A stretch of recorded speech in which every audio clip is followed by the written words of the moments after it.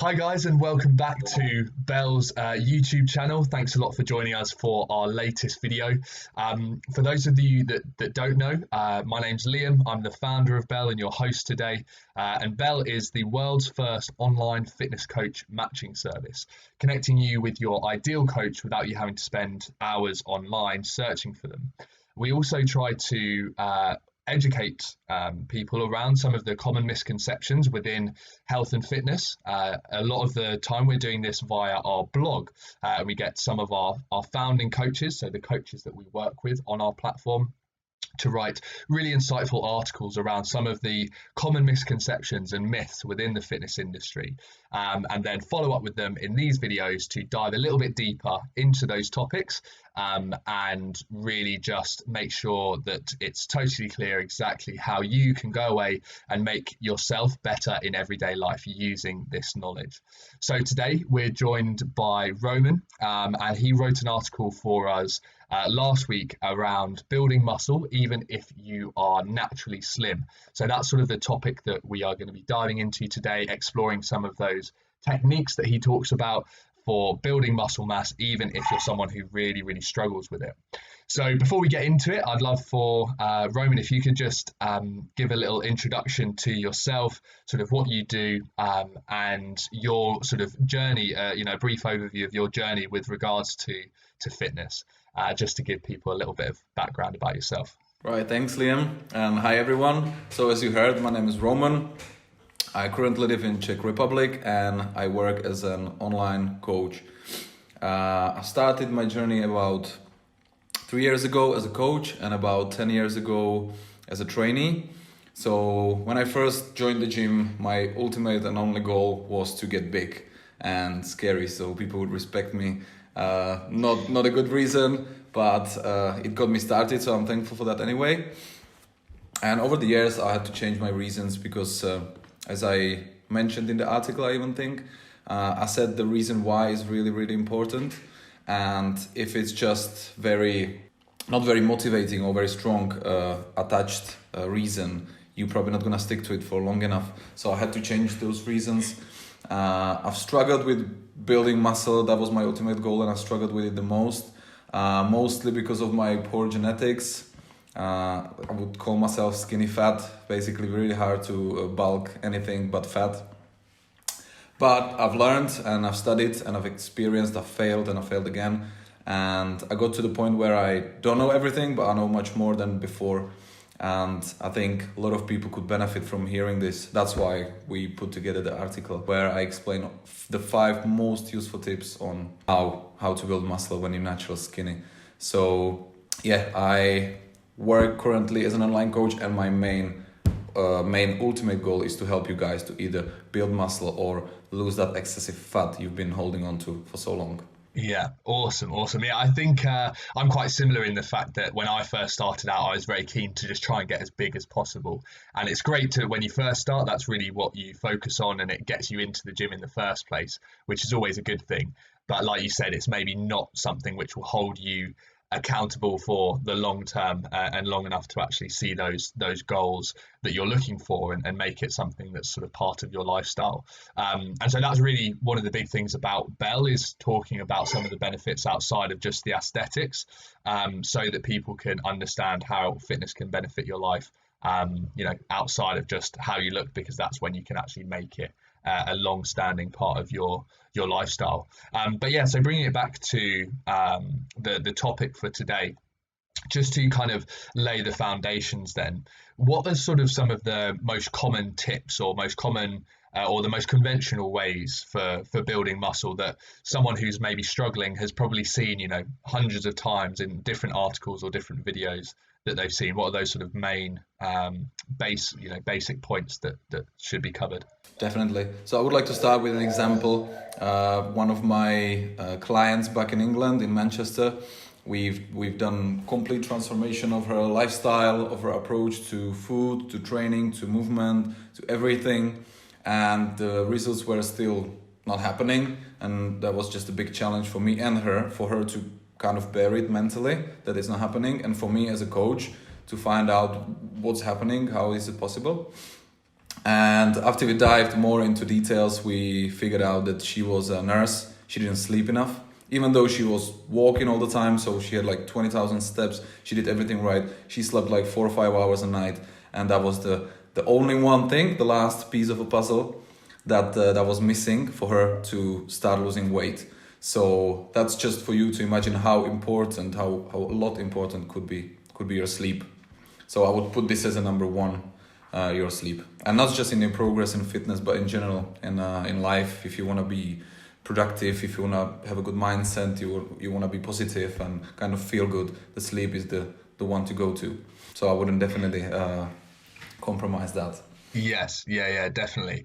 And then the other two sort of main ones that often get spoken about is sort of your protein intake and progressive overload. So just want to give a little brief overview of why those two things are particularly important. Yeah, definitely. So progressive overload, that's an easy one.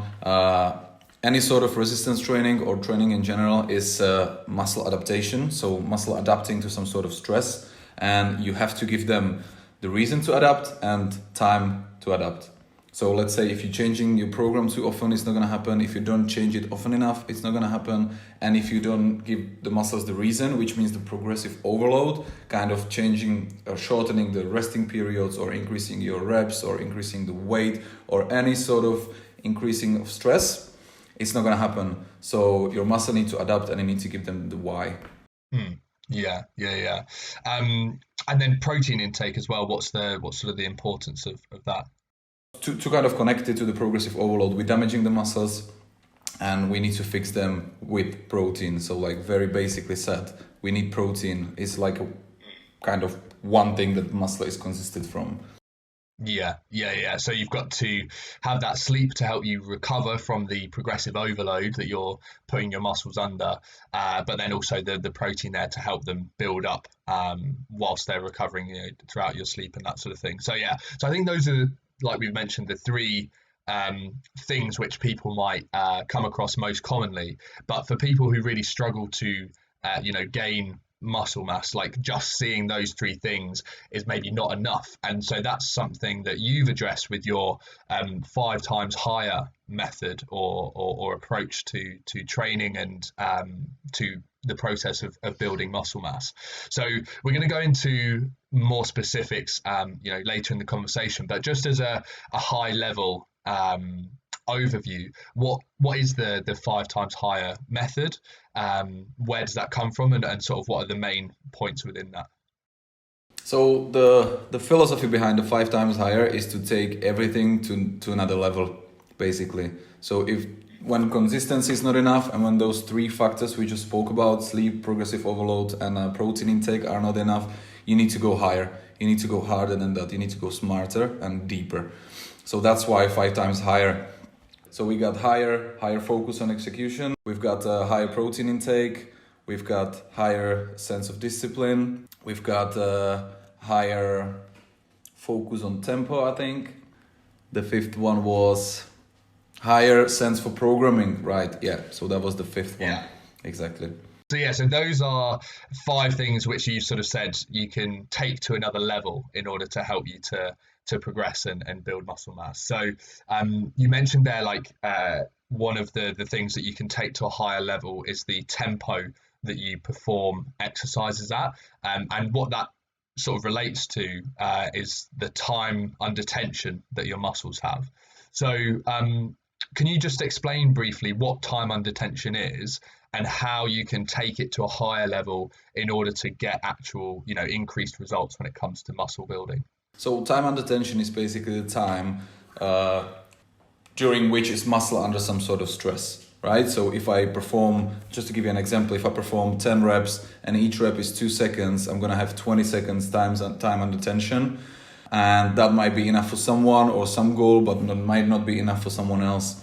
So that's why I said go higher on that, slow down your tempo, either the negative part of the movement or the positive part of the movement, and you can kind of gain extra like 20 seconds of time under tension, which could give you 40 altogether.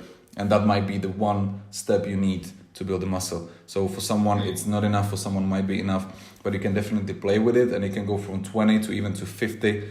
And that might be what your muscles need to grow. Yeah, and because that's something that, you see different rep ranges that are, more favorable for muscle growth versus, muscular endurance or stuff like that.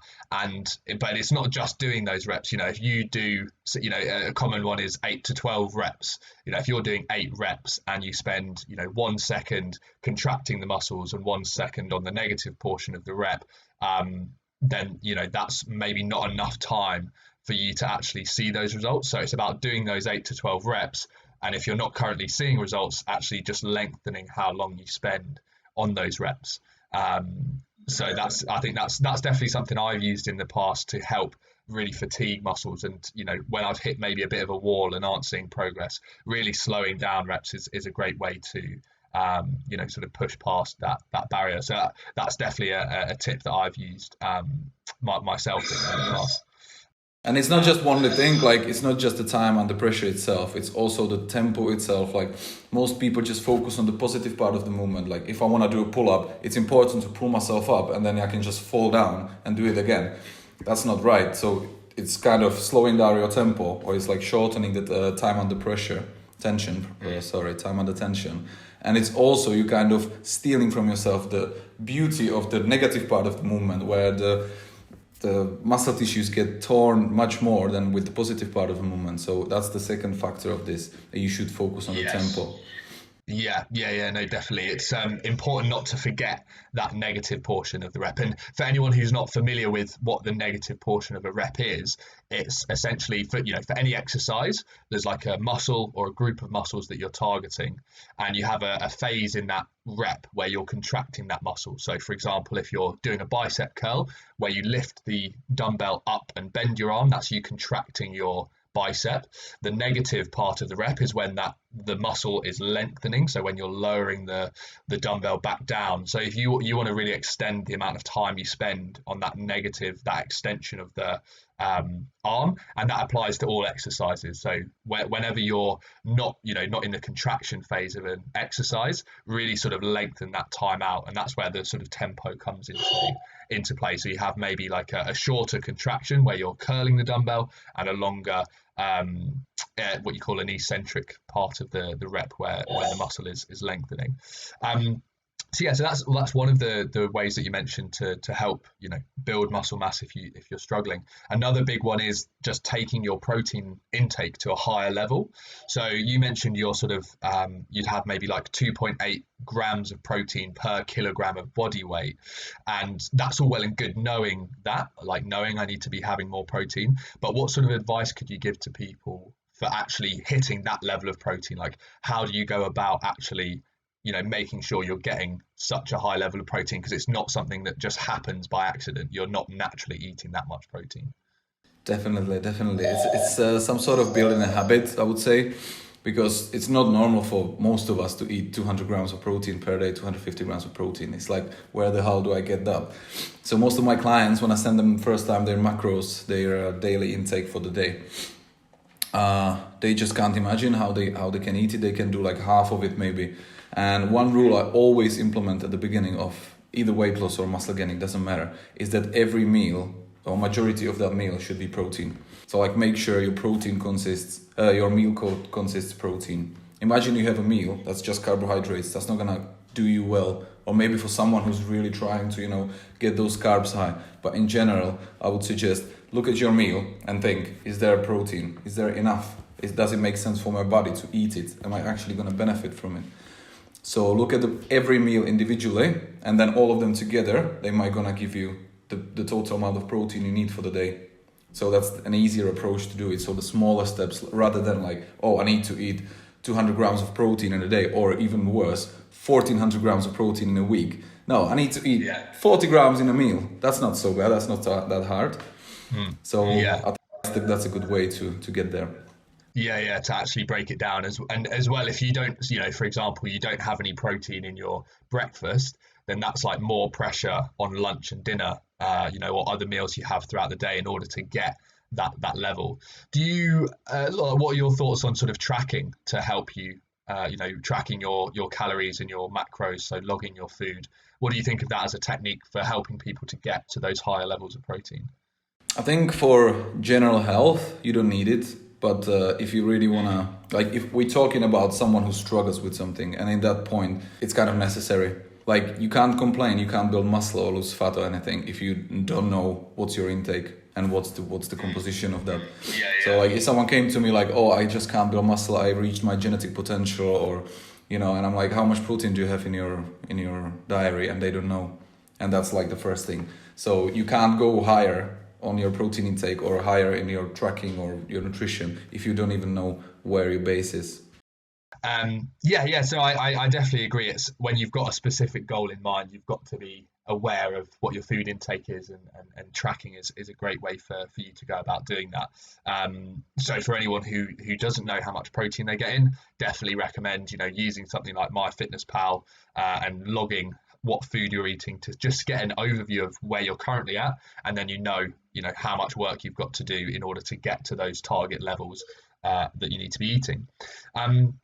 So another one of the sort of big factors that you highlight as one of those 5 things to take to a higher level is execution, and by that the form with which you perform an exercise.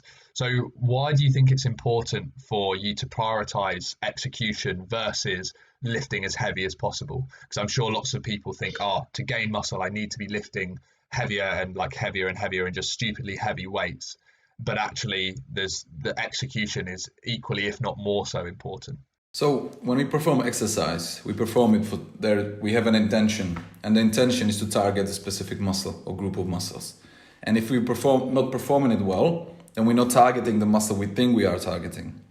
And then let's say when I'm programming, I'm considering the total amount of work in sets in a week targeted to that specific muscle or group of muscles. And then if I'm not performing well, or let's say bench press, I'm going to give an example of bench press, my triceps might be taking over my chest, or my front delts might be taking over my chest, and then the load I'm thinking I'm actually giving to my muscles, I'm not. So like, if I'm performing wrong the bench press, I'm not getting the most out of the exercise. That's the main issue with this. You need to make sure that you're actually targeting the muscles you are trying to target. Yeah, definitely. I think that's something that people maybe overlook to start with is actually that form is really, really important. But it can be tough sometimes, can't it? Because you're used to lifting, X amount of weight, and you've actually got to take, some of that weight off in order to get correct form. What have you got any sort of tips for people, or any guidance for people who maybe struggle with that, lowering the weights? Put your ego aside. Put your ego aside. A lot of people got their ego wrapped around the weights they are lifting. I really like this saying because it's so true. So like when I started adjusting my bench press, I went from like 110 to like 80, my 1 RM. And that was just hard. I was like, oh my God, how can I be so weak? I'm doing it correct and I'm actually not lifting much. But then when I progressed back to that 110, my form was different and my physique was like unrecognizable. And when I did this with every single exercise, I put it onto the next level. You could just see the proportions, you could see the activation, you could see better results. And I'm not exaggerating, that's just the way it is with execution. Yeah, definitely. You've got to think it's in the short term, you might be lifting lighter, but in the long term, it's better for you from a strength perspective, from a physique perspective. Just overall, your health will be way better for you taking that approach. So it is tough, but you just got to try and put your ego to the side for a little bit. And one more thing there is that you kind of preventing yourself from injury. Like if you get injured, you're not gonna gain any muscle, so you might as well just put the weight down, do it correctly, and train without interruption, or just keep lifting with the wrong technique, get injured every 6 months, and you're gonna get anywhere in the long run. So I think that's a good point to make as well. Definitely, because you need that consistency over a long period of time to see results. So if you keep getting injured, you're not going to see that consistency. And having poor form, isn't just about, targeting the specific muscles. It's also about actually doing an exercise correctly to keep you safe from those injuries, which can, interrupt your consistency. So I think that's a really sort of important point to highlight as well. So obviously, something which I personally get asked a lot of questions about, and I'm sure you are the same, is about your programming. So your workout structure throughout the week. So I think there's from a scientific perspective, there's maybe different elements that you need to consider. But what sort of pitfalls or what sort of problems would you sort of highlight to people to make sure steer clear of these issues to put yourself in a good position to actually gain muscle? So I think choosing the right split for you is like number one. Like if I'm gonna be training only 3 times a week, I have to go 3 times full body, or I should go at least.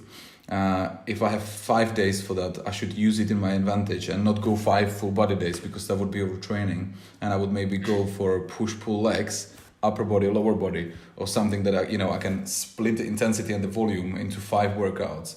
And I can actually do shorter sessions, more intense sessions, and it's gonna be more enjoyable for me. And that is what I'm doing right now. If I have the chance to go 5-6 times to the gym, I'm gonna use it to my advantage, and I'm gonna keep the workouts shorter, to the point, and enjoyable.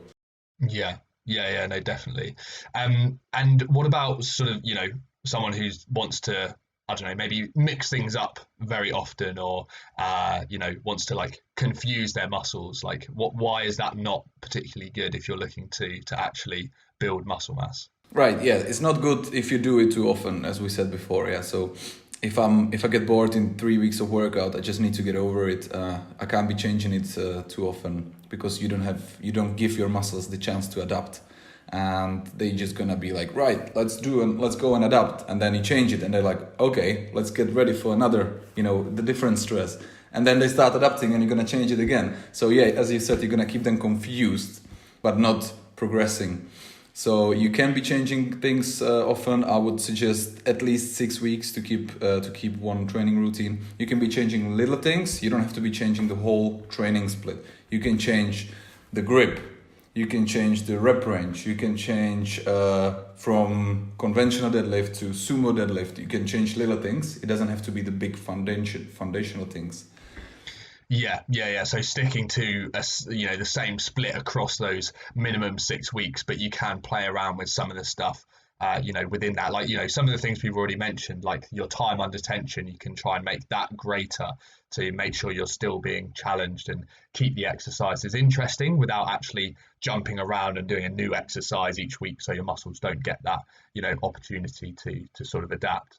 So finally, I think this is a really important point to sort of end on, and to have as our final of the five the 5 times higher method is your discipline. So obviously this is can be something that's quite abstract, or people think like, oh, you either have discipline or you don't have discipline. To start with, do you want to just sort of go through why discipline is so important for anything, but in particular if you're wanting to build muscle? Like, why is it so critical? So I'm gonna steal a few words from Jocko Willink, and it's discipline equals freedom, and that's very general, but we can apply it to fitness, to your business, to anything. You got discipline, you got what it takes, and then you can just achieve anything. So like I can have all the knowledge, I can have the goals, I can have the business plan, the training plan, the structure, and everything. But if I don't have a discipline to execute it and stick to it for long enough to see the results, it's not gonna happen. So the discipline, even though we mentioned it as a last point, it's actually the very, very top first point, because without it, nothing's going to happen. I can have the program for 12 weeks, but if I'm going to fail after 6, that's the discipline issue. It's not the issue of the program, most likely. Yeah. No, you've got to, in order for you to do any of the previous 4 things, you've got to have that discipline to show up each week. And actually, it's not good enough to have just 1 week worth of sessions where you lengthen out that time under tension. You've got to do it week after week, session after session, which is, so why it's sort of so important. Are there any sort of tips you could give for people who maybe struggle with that consistency, with that discipline? Anything quite practical they could do to make it a little bit easier to build up that discipline, or go to the gym more consistently? Mm-hmm. So it's gonna be 2 points. One is define your why. So just think about why you're doing this. and be specific as much as you can, and think about it. So I'm doing it either to lead an example to my family, be an example to my kids, so they see how things should be, to be, hungry for your goals or to live healthy. It can be for your health, mental and physical well-being. So you kind of be specific as much as you can, maybe even write it somewhere, and then every time you kind of don't feel like it, it's raining outside, you're tired, you know that this goal is more important than how you feel today, because you're kind of doing it for the long run. So that would be one thing. And then the second thing, more specifically for discipline, is do hard things daily. So get comfortable being uncomfortable, in other words, yeah. So I used to have problems with discipline, and one of the things I really hate is cold showers. So guess what I'm gonna do? I'm gonna take a cold shower every day, because that's the horrible thing for me. And if I can do the horrible thing, I can do the other things that are not so horrible, because it's so horrible for me. Like, I can't even imagine, but I still do it. And then going to the gym is not so bad, or eating that healthy breakfast. It's actually just cooking. It's not freezing there for 5 minutes. So do hard things daily. Do what makes you uncomfortable, and in a while you're gonna become comfortable being uncomfortable, and that's where you want to get ultimately. Yeah. No, I think those are two really amazing points for people to take away and to actually go away and use, like today. After watching this video, go away and define why it is you want to go to the gym, why it is you want to build muscle mass, and then find things which you're not particularly keen on, and then just going and doing them anyway. Because I think that really helps when it comes to not having motivation, because your motivation comes up and down, and so you can't rely on that, and so you need to have the internal discipline, and that, like, when you're not feeling motivated, going to the gym will be one of those things you don't want to do. But if you're used to doing lots of things which you don't want to do but are good for you, then you can push past that lack of motivation. So yeah, I think it's really important to build up that discipline, so you're not at the mercy of just motivation. So yeah, I think that really, there's a lot of information for people to take away there when it comes to actually building muscle mass, and taking their training to the next level with that 5 times higher method. If anyone wants any additional help, or needs any more like specific information, they can check out the article, which we'll leave linked below, so you can give it a read through. You can also reach out to Roman. We'll leave his social media links below. Or if you're looking for some, want to find someone who is the specific coach relevant to your, goals and who you are as a person, then be sure to check out Bell. Have a conversation with Bell when you sign up, and see the 5 most relevant online coaches for you and your goals. Roman, thanks so much for coming on. It's been great to chat and speak to someone who's so similar to me, has really struggled with muscle building, but has worked through it. It's been great to have you. Oh mate, it's been a pleasure to be here. Yeah, definitely enjoyed the chat too, and I can't wait for it to do it again. Awesome. So last thing to say is, if you guys have enjoyed the video, be sure to smash that like button, hit subscribe so you don't miss the next interview that we do, and have an epic day. We will catch you in the next video.